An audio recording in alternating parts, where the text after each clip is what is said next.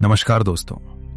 आज मैं आपके लिए नैनीताल की एक ऐसी खौफनाक और रहस्यमयी कहानी लेकर आया हूं जिसे सुनकर आप भी सोचने पर मजबूर हो जाएंगे कि रात के अंधेरे में सुनसान और वीरान जगहों पर जाना कितना खतरनाक हो सकता है। कई बार रात में हमें जो दिखाई देता है वो दिन की रोशनी में बिल्कुल अलग होता है और वही चीज हमारी जिंदगी का सबसे डरावना अनुभव बन जाती है।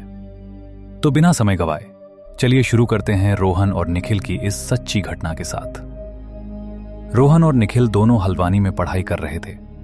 काफी समय से वहीं रह रहे थे और जब भी मौका मिलता आसपास की जगहों पर घूमने निकल जाते थे। छुट्टियों में आमतौर पर वे अपने अपने घर चले जाते थे, लेकिन इस बार निखिल ने एक अलग प्लान बनाया। उसने रोहन से कहा, यार हम नैनीताल के इतने पास रहते हैं और आज तक वहां घूमने नहीं गए। अब तो मेरे पास बाइक भी आ गई है, क्यों ना इस बार छुट्टियों में घर जाने की बजाय नैनीताल घूमने चलें। 3-4 दिन वहीं रुकेंगे और मेरे रिश्तेदार भी भवाली में रहते हैं, उनसे भी मिलाएंगे। रोहन को यह आइडिया अच्छा लगा। उसने कहा, अगर रिश्तेदार हैं तो रहने की भी व्यवस्था हो जाएगी और वहां से नैनीताल घूमना भी आसान रहेगा। निखिल ने हल्की मुस्कान के साथ कहा, रिश्तेदार तो हैं लेकिन उनसे ज्यादा बनती नहीं, फिर भी एक बार मिलकर आ जाएंगे।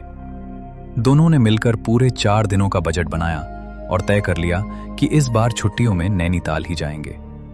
कुछ ही दिनों में वे नैनीताल पहुंच गए। वहां एक सस्ते हॉस्टल में कमरा लिया जहां और भी लोग ठहरे हुए थे।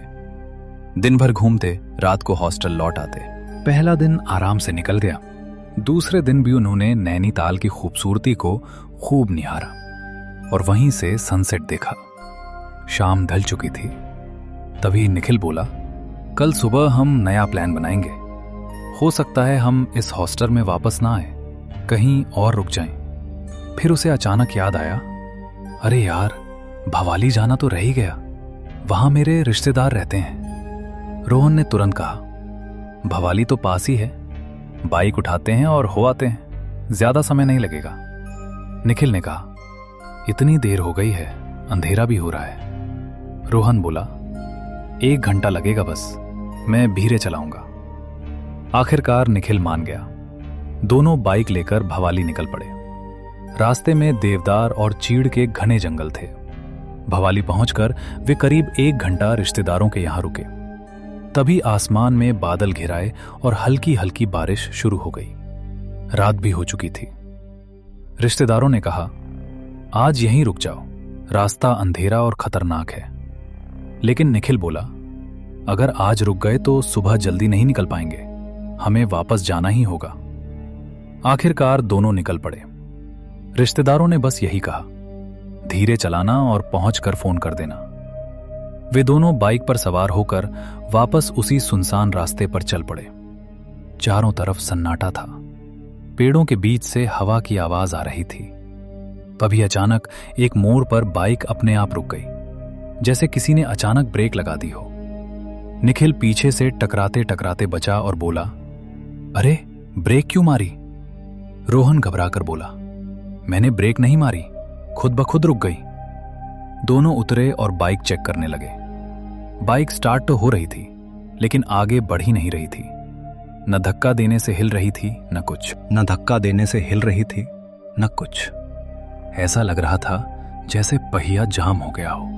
अब वे दुविधा में पड़ गए।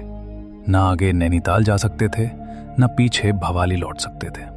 थोड़ी दूरी पर एक बंद टपरी दिखी, जहां दिन में चाय या मैगी मिलती होगी। पास ही एक पत्थर पर एक आदमी बैठा हुआ था। निखिल उसके पास गया और बोला, भाई साहब, हमारी बाइक खराब हो गई है, क्या आप हमारी मदद कर सकते हैं? उस आदमी ने कहा, मेरे पास अभी कुछ नहीं है, लेकिन घर पर टूल्स होंगे। निखिल वापस आकर रोहन को बताया। दोनों सोचने लगे कि बाइक को यहां छोड़ना ठीक नहीं होगा, कोई भी उठाकर ले जा सकता है। फिर उन्होंने उस आदमी से कहा, क्या हम बाइक आपके घर के पास खड़ी कर सकते हैं, वहां सुरक्षित रहेगी? वो आदमी बोला, हाँ बिल्कुल, रोड पर रात में बाइक छोड़ना ठीक नहीं है। उसने बताया कि उसका घर पास ही है। फिर तीनों मिलकर बाइक को घसीटते हुए आगे बढ़े। रास्ते में बातचीत के दौरान उसने बताया कि वो आर्मी में है। ये सुनकर दोनों को और भरोसा हो गया। थोड़ी दूर चलने के बाद वे एक पुराने और अजीब से गेट के सामने पहुंचे। गेट ऐसा लग रहा था जैसे किसी किले या बहुत पुरानी जगह का प्रवेश द्वार हो। वो आदमी बोला, यहीं बाइक खड़ी कर दो, मैं अंदर से टूल्स लेकर आता हूं, 5 मिनट में आता हूं। रोहन और निखिल ने बाइक लॉक कर दी और वहीं इंतजार करने लगे। 5 मिनट बीते, फिर 10 मिनट, कोई नहीं आया। निखिल बेचैन हो गया। यार चल अंदर जाकर देखते हैं। रोहन पहले मना कर रहा था, लेकिन फिर साथ चल पड़ा। जैसे ही वे गेट के अंदर गए, वहां का नजारा देखकर उनके पैरों तले जमीन खिसक गई। अंधेरे में कई लोग खड़े दिखाई दे रहे थे। सुबह टैक्सी लेकर वापस उस जगह पहुंचे। दिन की रोशनी में टैक्सी वाले ने बताया, ये तो अंग्रेजों के जमाने का पुराना कब्रिस्तान है, वॉर मेमोरियल जैसा है। यहां रात में अक्सर लोगों को सैनिक दिखाई देते हैं। बाइक वहीं सुरक्षित खड़ी थी, किसी ने उसे छुआ तक नहीं था। बाद में उन्हें पता चला कि वहां कई लोग रात में सैनिकों को देखने की बात करते हैं जो पलक झपकते ही गायब हो जाते हैं। बाइक ठीक करवाई गई, लेकिन उसके बाद से रोहन और निखिल ने उस रास्ते से दोबारा कभी जाने की हिम्मत नहीं की। ये उनकी जिंदगी का सबसे डरावना अनुभव था। ये कहानी निखिल ने खुद मुझे लिखकर भेजी है। अब मैं आपसे पूछना चाहता हूं, आपको ये कहानी कैसी लगी? 10 में से कितने स्टार देना चाहेंगे?